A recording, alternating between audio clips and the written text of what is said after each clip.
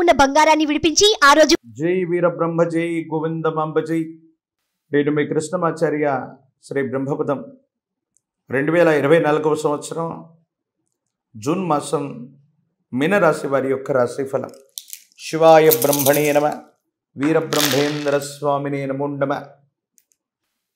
దైనందిన జీవితంలో కొన్ని మాసాలు లేదా సంవత్సరాలుగా జీవితం స్తంభించిపోయిందనో, కొన్ని అపజయాలు ఎదురవుతున్నాయి, ఏమీ చేయలేకపోతున్నాం, జీవితం అంతా ఇలాగే కొనసాగుతుందా ఏమిటి అన్నటువంటి ఆలోచన నుండి దైనందిన జీవితంలో యోగదాయకమైనటువంటి పరిస్థితులు వస్తాయి. అనుకూలవంతమైనటువంటి స్థితిగతుల్లోకి జీవితం వెళ్ళేటువంటి అవకాశం ఉంది. భవిష్యత్ అంతా కూడా యోగదాయకంగా ఉండేటువంటి అవకాశం తప్పనిసరిగా ఉండబోతుంది. దైనందిన జీవితంలో ఏలినాటి శని ఉన్నప్పటికీ కూడా అద్వితీయమైనటువంటి ఫలితాలు మీరు పొందబోతున్నారు.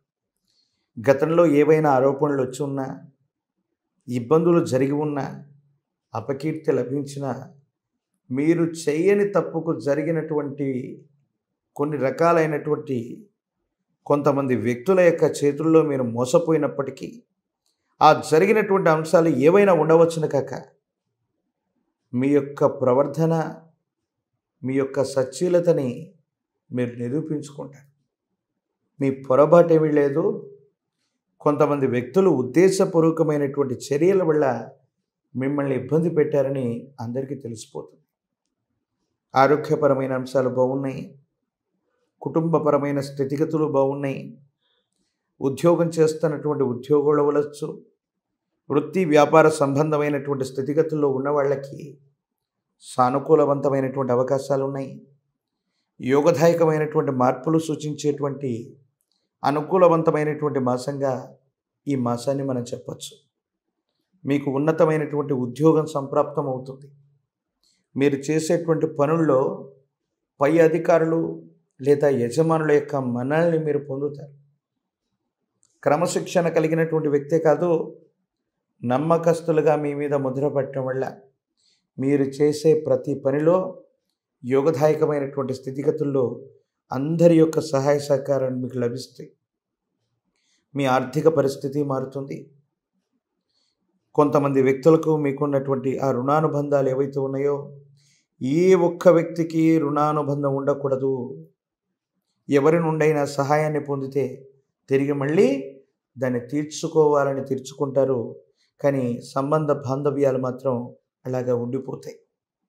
జీవన గమనంలో అతి మంచితనం, అతి నిజాయితీ వల్ల గతంలో జరిగిన పొరపాట్లు సవరించుకుంటారు. జీవితంలో గొప్ప విజయాలు వచ్చేటువంటి భాగ్య సంవత్సరంగా, భాగ్య మాసంగా ఈ మాసం నుండి మనం అనుకోవచ్చు. అందులో ఎటువంటి సందేహం కూడా లేదు. ఎంతో కాలం తర్వాత వారసత్వ సంబంధమైన స్థిర చరాస్తులు అవ్వచ్చు, మీకు రావలసినవి అవ్వచ్చు, లేదా చట్టపరంగా, న్యాయపరంగా మీ హక్కుని మీరు సంరక్షణ చేసుకోవడానికి మీరు తీసుకున్న నిర్ణయం అవ్వచ్చు. ఇవన్నీ మీకు అనుకూలంగా పరిష్కారం అవుతాయి. రాజీ మార్గంలో పరిష్కారం సంభవించేటువంటి అవకాశం ఉంది. కొంతమంది వ్యక్తులు ఉద్దేశపూర్వకమైనటువంటి చర్యల వల్ల మిమ్మల్ని ఎంతో ఇబ్బంది పెడుతుండొచ్చు, సమస్యలకి గురి చేసి ఉండొచ్చు. కానీ భగవంతుడు కాలం వాళ్ళని దెబ్బతీసే విధంగా ఒక అరుదైన అవకాశం మీకు చేజెక్కబోతుంది. దీనికి కారణంగా శత్రువులందరూ కూడా పలాయనాన్ని చిత్తగిస్తారు. శత్రువుల మీద ఆధిక్యత పొందడంతో పాటు శత్రు జయాన్ని మీరు పొందుతారు. ప్రత్యేకించి మీ స్థానాన్ని మీరు పదిలం చేసుకునేటువంటి అవకాశం కూడా ఉండబోతుంది.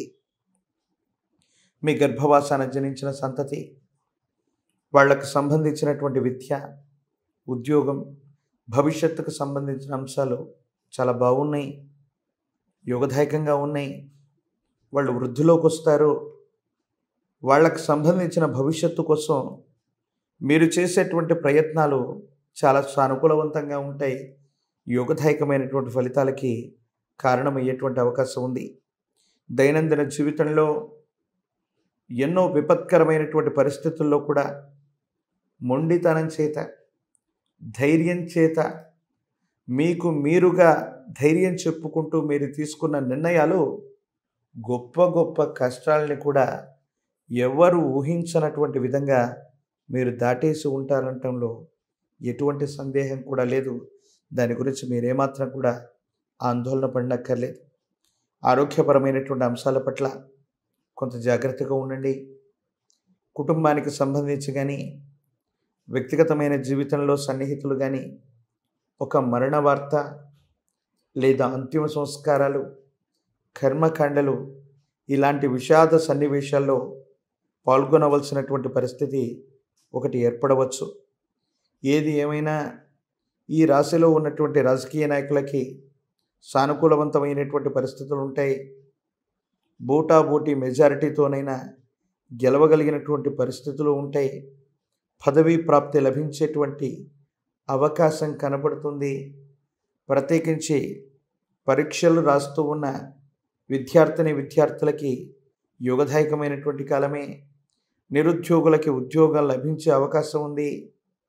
కళ్యాణం అవ్వనటువంటి స్త్రీ పురుషులకి యోగదాయకమైనటువంటి కాలం కూడా ముందు ఉండబోతుంది.